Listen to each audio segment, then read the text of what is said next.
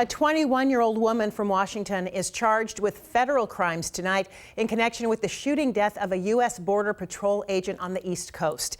Thanks for joining us. I'm Joyce Taylor. This shooting happened Monday in Vermont, about 13 miles south of the Canadian border. King 5's Sebastian Robertson joining us with new information.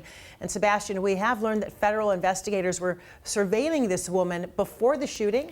Yeah, Joyce, a lot of twists and turns to this story. It happened in Vermont, in a little town just south of the Canadian border called Coventry, about 20 minutes south. The federal government alleges that Teresa Youngblut and another man drew federal law enforcement attention while traveling with weapons and tactical gear.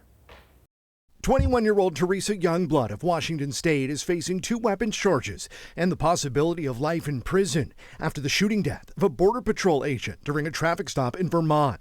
According to the criminal complaint filed in U.S. District Court, Youngblut and a man named Felix Bockholt, a German citizen, had been under surveillance by law enforcement for about a week leading up to the deadly shooting. Investigators say an employee of a hotel called the police, concerned after seeing the pair dressed in all black with protective equipment and open carrying a pistol.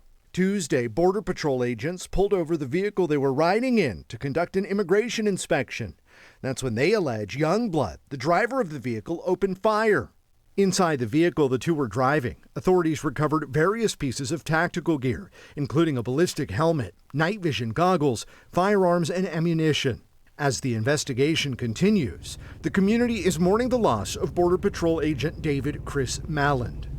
Earlier today, hundreds of law enforcement personnel attended a procession escorting his body to a funeral home. Youngblut was shot during the confrontation, taken to the hospital, is expected to survive. That's according to the U.S. Attorney's Office. She faces, Joyce, a minimum of 10 years in prison, a maximum of life if convicted. Wow. Okay, so is there any indication about what was happening, why they had all the stuff in their vehicle, et cetera? Well, a little bit of information came out of the search warrant for the vehicle. According to documents, the couple was traveling across the East Coast. Investigators discovered travel logs and lodging information for multiple states, along with about a dozen electronic devices. Though law enforcement, it's still early though, they haven't given any big picture as to what may have been going on, if anything. Okay, thank you.